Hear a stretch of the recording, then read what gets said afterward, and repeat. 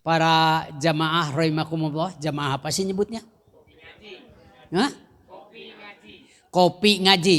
Waduh, kopi ngaji di sini ya. Harus dibawa ke Bandung nih. Ya supaya sambil ngopi sambil ngaji gitu ya. Begitu. Para ibu, para bapak-bapak, saya atas kehendak Allah Subhanahu wa taala juga harus bisa bersilaturahim dengan bapak dan ibu-ibu semuanya. Dan silaturahim ini bukan hanya di sini, bersama ini bukan hanya di sini, tapi kita bersama itu ingin juga nanti dibawa kemana? Ya, didorong pada saat itu. Malaikat menyuruh kepada kita semuanya. Ya, agar di dalam kubur yang pertama, nam salihan, tidurlah yang nyenyak. Kenapa malaikat bilang begitu pada seorang muslim yang solih, muslimah yang solihah? Ketika dia meninggal itu dia dikubur, dan itu di dalam hadis disebutkan disuruh tidur dengan nyenyak. Tentu saja kalau tidur dengan baik, karena memang kita adalah orang-orang baik.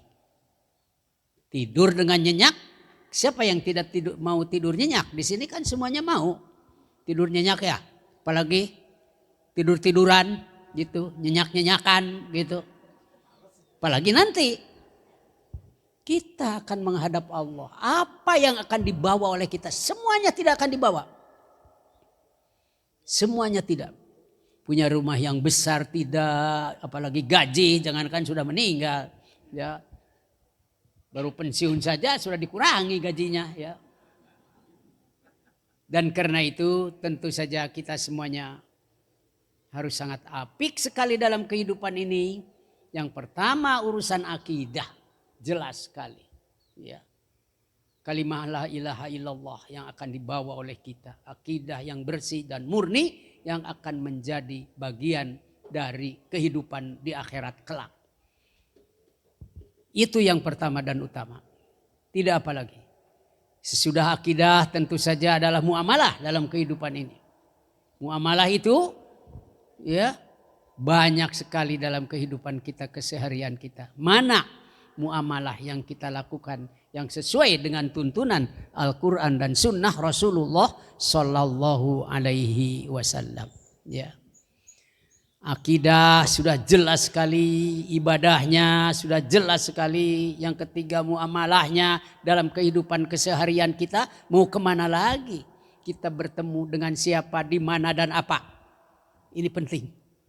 Ya, karena itu pergi kemanapun, ya, bahkan berbicara apapun, yang diobrolkan apapun sebelumnya harus bermakna. Tidak boleh ada obrolan-obrolan yang tidak bagus, yang tidak baik. Tidak tahu ini daerah apa namanya, Yogyakarta ini? Jogja, ya. Nah ini banyak ibu-ibu, obrolan apa sih yang biasa setiap hari diobrolkan tuh? Ya. Apalagi sekarang pakai apa namanya? Pakai HP ya? Ngobrol di situ. Nah, apa yang diobrolkan di situ harus bermakna. Bermakna selanjutnya adalah bukan hanya ngerti terhadap isinya, tapi bagaimana mengamalkannya dalam kehidupan itu. Keseharian kita tidak bisa lepas daripada tuntunan Allah dan Rasul. Ya, sebelum melakukan pekerjaan apapun, omongan apapun, ya, harus bertanya dalam diri kita sendiri. Bagaimana menurut tuntunan Allah? Bagaimana ini menurut tuntunan Rasul Sallallahu Alaihi Wasallam? Itu yang harus diisi oleh kita, ya, dalam obrolan kehidupan keseharian kita juga. Kalau malam hari sudah jelas sekali, kita tidak boleh lepas dari tuntunan Allah juga dan tuntunan Rasul Sallallahu Alaihi Wasallam. Ya, Allah berfirman, "A'udzubillahi minasyaitonirrajim. Wa minal laili fatahajjad bihi nafilatan lak asa ayyab'atsaka rabbuka maqaman mahmuda."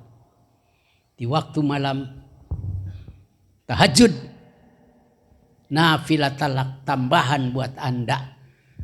Firman Allah pada Rasul sallallahu alaihi wasallam. Termasuk pada kita semua. Nafilah talak. Asa ayyab'atsaka rabbuka maqaman mahmuda. Mudah-mudahan nanti engkau dibangkitkan oleh Tuhan engkau. Maqaman mahmuda, terhadap suatu tempat makom yang terpuji. Oleh karena itu saya tidak akan yang jauh-jauh aja, yang sudah biasa diamalkan saja, tapi bagaimana dihidupkan kembali. Aturan Allah bukan hanya aturan akidah saja, bukan hanya aturan ibadah saja. Aturan makan minum juga diatur. Bukan hanya urusan halal dan haramnya, sudah jelas itu. Halal, haram. Mana yang halal, mana yang haram. Mana yang boleh, mana yang tidak boleh. Tapi ada satu tuntunan yang sangat indah sekali dalam Al-Quran. Wa kulu washrabu wala tusrifu. Makanlah dan minumlah dan jangan berlebihan. Innahu la yuhibbul musrifin. Sesungguhnya Allah tidak menyenangi orang yang berlebihan. Nah, ini merupakan hal yang sangat harus diperhatikan terutama oleh ibu-ibu. Ya. Kenapa saya nyebut ibu-ibu? Ya. Sebab bapak-bapak mah kuma ibu-ibu. Bagaimana ibu-ibu? Nah, ini bapak-bapak yang diaturna. Ya. Salah satu contoh. Ini yang dekat sajalah dalam kehidupan keseharian kita. Kalau mau hari raya, Idul Fitri atau apapun namanya, ibu-ibu, gak tahu bapak-bapak di sini sama enggak? Ini mah di Bandung. Ya. Baju, kerudung, dan segalanya pakaian sudah banyak sekali di rumah. Banyak di lemari itu. Sudah susah makainya juga. Mau pakai yang mana? Untuk kemana? Tapi begitu ada hari raya, ada apa, beli lagi. Coba. Kalau sesuatu dibiarkan kan tidak bagus. Mubazir namanya. Saya sudah disuguhi ini ya sekarang. Nanti akan saya makan. Kalau tidak saya makan, mubazir. Dan kasihan terhadap yang mengantar pada saya. Terima kasih ya, jazakallah. Tapi ini ada kopi ya? Kopi. Iya, tapi saya mah memang orangnya suka ngopi ya. Tapi ngopinya pertama gulanya bukan gula biasa. Karena saya orangnya sudah manis sekali ini. Cukup tinggi, 300 lebih. Bahkan sampai 400 pernah. Saya orangnya manis. Jangan dikira ini manis orangnya. Punten ke ibu-ibu. Orang sudah nyebutnya punten. Nah karena itu. Tanpa gula. Nah itu baru tahu. Ya, mengerti. Bahkan suatu waktu mungkin kalau orangnya suka pakai gula. Jangan dimasukkan di situ gulanya. Simpen aja di tempat lain gitu ya. Di wadah lain. Oke, jadi pertama tidak boleh israf, berlebihan dalam kehidupan itu. Ya, segala sesuatu harus diatur. Bagaimana tuntunan Al-Quran dan Sunnah Rasulullah Sallallahu Alaihi Wasallam. Ya, pada ibu-ibu kalau di Bandung nggak tahu di sini. Begitu ada acara beli baju lagi. Tapi begitu ada orang fakir miskin, fuqara wal masakin datang ke rumah minta bantuan itu ini, marah dia. Gak bisa saya mah memberi sama kamu. Iya. Tidak boleh seperti itu. Siapkanlah mana untuk sedekah, mana untuk jariah, mana untuk zakat kalau ada yang dizakat. Sebab itu yang akan dibawa oleh kita menghadap Allah Subhanahu wa ta'ala. Segala pun yang ada di dunia akan ditinggalkan. Ya, akan ditinggalkan semuanya. Jangankan Urusan yang jauh-jauh, urusan pakaian saja ditinggalkan. Kita hanya dibungkus dalam suatu kain yang disebut kafan itu. Lalu di dalam bungkusan kafan ada apa? Tidak ada apa-apa. Dalam diri kita ada amal soleh yang pernah dilakukan yang akan dibawa menghadap Allah Subhanahu wa ta'ala. Karena itu kalau bapak-bapak, ibu-ibu punya uang banyak misalnya, atau uang apalagi sedikit, harus berpikir itu. Jangan berpikir bekal itu, bekal ini, tapi harus berpikir bagaimana segala rizki yang kita diterima dari kehidupan kita itu. Dan itu dari Allah juga rizki itu. Akan dibawa nanti menghadap Allah Subhanahu wa ta'ala. Apakah sudah pakai membangun masjid? Jangan yang jauh-jauh. Apakah pakai sumbangan pada fuqara wal masakin?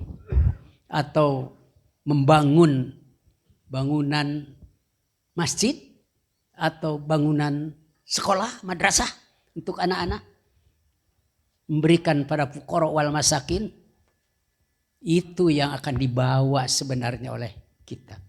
Rumah yang bagus, mobil yang bagus, semuanya ditinggalkan. Dan ahli waris itu yang akan menerimanya. Pertanyaannya, lalu oleh ahli waris pakai apa itu? Warisan dari kita ini. Oleh karena itu jamaah rahimakumullah, dalam kehidupan itu kita tidak boleh lepas dari tuntunan Al-Quran dan Sunnah Rasulullah Sallallahu Alaihi Wasallam.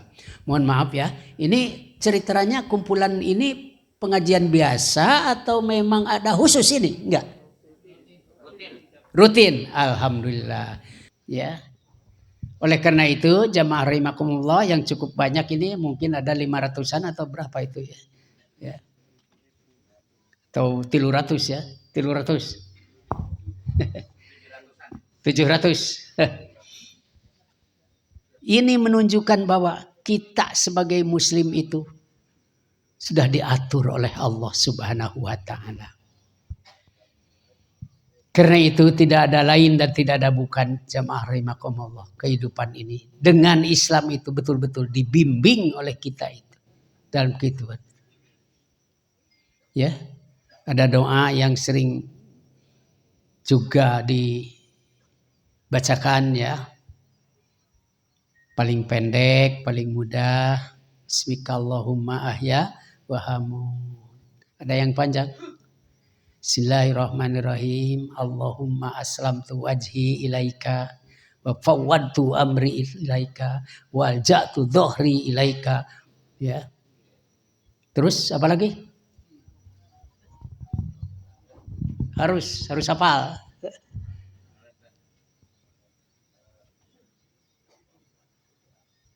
Oleh karena itu jemaah rahimakumullah,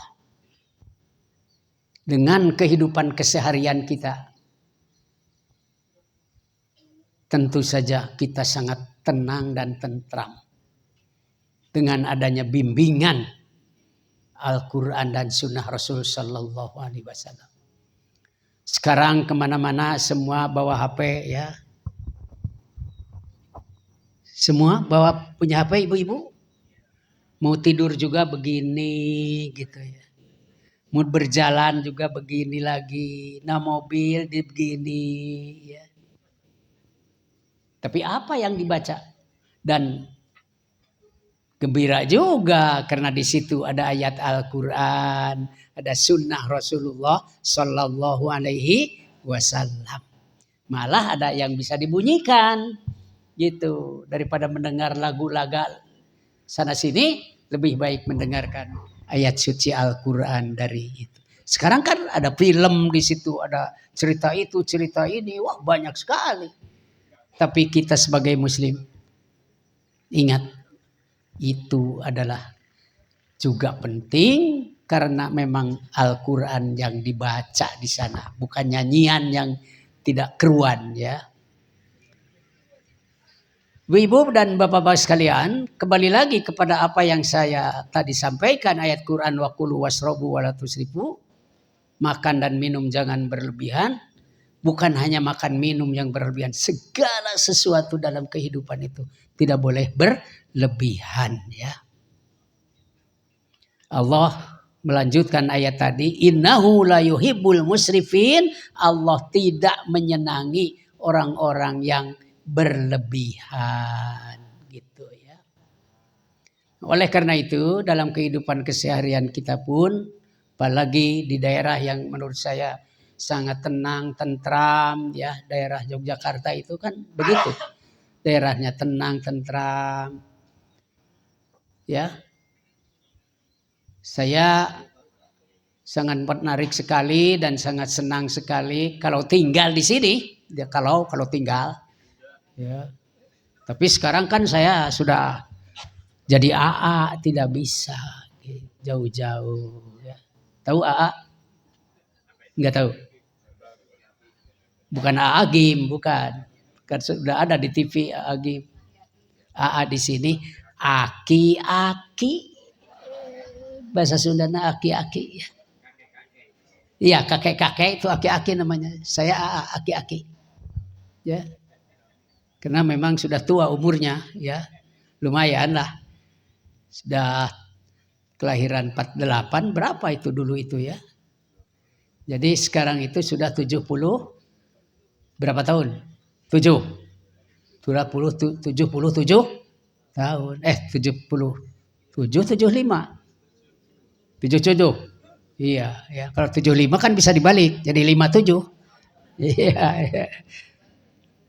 Kemauannya 57, umurnya 75. Tapi sekarang sudah 77, susah malah gitu ya. 77 sama. Tapi bukan hanya umur yang paling penting bagi kita. Bagaimana menghiasi ya, umur kita ini. Yang pertama tentu saja yang utama amal soleh kita. Kalau dengan ilmu jelas kita itu dihiasi ilmu itu. Ya. Apalagi dengan umur yang kita sudah pada tua ini. Ada yang sama dengan saya umurnya ini?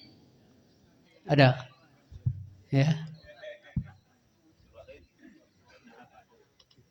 Ya, jadi jemaah rahimakumullah, saya sangat bergembira bisa bertemu sekarang ini yang tentu saja kita akan selalu untuk bagaimana mengisi kehidupan keseharian kita itu dengan amal-amal yang salih. Itu satu. Yang kedua, bukan mengisi dengan ilmu dan amal yang saleh, memanfaatkan. Tadi kalau menurut Quran tadi wakulu wasrabu wala tusrifu, makan minum dan berlebihan. Selanjutnya adalah kita memelihara harta mau dibawa kemana. Gak akan ada orang membawa harta kalau pulang menghadap Allah Subhanahu wa ta'ala. Karena itu harta yang kita miliki disodakohkan. Yang belum keluar zakat, dizakatilah. Sodakoh dengan harta itu. Mungkin ada yang membangun itu, membangun ini, membantu itu, membantu ini. Jadi harus senang kalau ada orang minta bantuan. Alhamdulillah. Tadinya mau pakai beli emas katanya itu. Lalu ada yang minta katanya bangun masjid. Gembira dipakai membangun masjid itu. Coba kalau dibawa disimpan di sini. Apa dibawa pulang? Nanti dikubur. Orang dikubur pakai emas di sini? Enggak ada. Jangankan urusan emas, baju saja. Yang katanya ibu-ibu biasanya yang membeli baju mahal itu. Enggak tahu ibu-ibu di Jakarta, di Bandung ini. Enggak tahu di sini sama enggak? Sama aja ibu-ibu mah. Coba baju yang bagus itu dibawa, gak akan dibawa. Tapi yang dibawa itu yang pakai membangun masjid, yang pakai membangun madrasah, yang pakai membangun sekolah-sekolah muslim di situ. Yang diwakafkan, yang wakafnya juga dipakai untuk membangun manusia, menyekolahkan. Biaya dari wakaf. Malah sekarang disebut wakaf tunai kan namanya ya, wakaf tunai dengan uang biasanya. Ya. Ada yang mewakafkan tenaganya gitu ya. Mewakafkan ilmunya. Karena itu wakaf juga harus jadi bagian penting dalam kehidupan keseharian kita. Jadi yang ada di tangan ibu-ibu, coba lihat angkat tangannya Bu. Tidak akan dibawa itu mah. Yang dibawa mah tuh yang pakai membangun masjid di sana. Yang pakai membangun sekolah muslim di sana. Yang pakai membangun madrasah. Itu yang akan dibawa. Ya. Yang indah di kepala ibu-ibu tidak akan dibawa. Ya. Kalau laki-laki mah kupiah cukup 1. Saya hanya punya berapa di rumah itu cuma 2 atau 3 gitu ya. Tapi khusus ke Jogja yang rada bagus gitu ya. Iya. Nah itu. Jadi bekal menghadap Allah pertama adalah akidah yang harus terpelihara. Tuntunan Al-Quran dan Sunnah Rasulullah Sallallahu Alaihi Wasallam yang diajarkannya kepada kita semuanya. Dulu pada para sahabatnya, para tabi'in, tabi'in sampai atba' tabi'in namanya. Kemudian para ulama, alhamdulillah nyampe ke Indonesia Islam itu. Ya. Alhamdulillah sekarang Islam itu sudah kemana-mana ya di dunia ini. Berapa waktu yang lalu saya ada undangan dari Kedubes Amerika Serikat ya. Kemudian saya ceramah di sana. Ya, dari Washington ke New York, tempat-tempat lain juga di mana masyarakat muslim masih ada di situ. Memang sudah ada orang-orang Islam di sana itu. Malah saya mendatangi suatu masjid sangat besar sekali di sana. Ternyata ustadznya murid saya dulu, mohon maaf di Persis ya murid saya. Tahu bagaimana dia jurusan bahasa Inggris waktu itu kuliah di daerah mana di Indonesia juga sih, Sulawesi Utara kalau nggak salah. Ya, terus karena bisa ceramah dengan bahasa Inggris, dia dipanggil atau pergi ke Amerika, dia ceramah di sana. Waduh, alhamdulillah sudah punya masjid gede, saya bilang. Luar biasa ada masjid besar di sana itu ya. Saya ke situ melihat itu berkat dakwah tentu saja semuanya juga.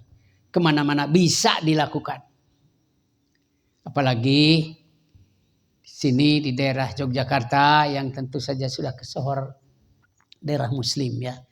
Yang harus terpelihara juga karena memang dulu rajanya di sini, sultannya di sini ya. Kan Raja Sultan ya namanya di sini. Juga tentu saja tokoh muslim yang akan memelihara Islam sehingga Yogyakarta ingin tetap sama seperti dulu, yaitu terpelihara ajaran agamanya. Ya. Jadi urusan akidah pertama dan utama harus sangat terpelihara di masyarakat kita. Paling tidak pada diri kita semua, pada keluarga kita semuanya. Dakwah ini harus tetap terpelihara juga.